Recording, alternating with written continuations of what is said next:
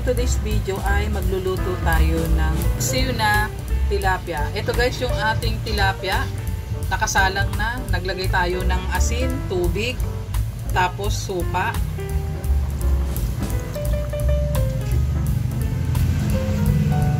Sili. Luya. Sibuyas.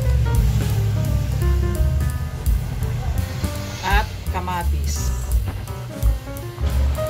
Ayan guys, hayaan muna natin siyang kumulo para mag-evaporate yung ating nilagay na suka. At mag-add tayo guys ng brown sugar. At ilagay na rin natin yung ating gulay na talong. Para sabay-sabay nang maluto guys yung ating paksiw na tilapia.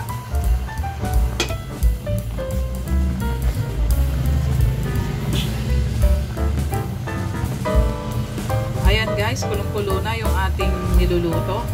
Kaya pwede na natin siyang takpan. Update guys sa ating niluluto na paksiw na tilapia. Ayan. Wow, sarap. Ang bango ng amoy. Yummy, yummy.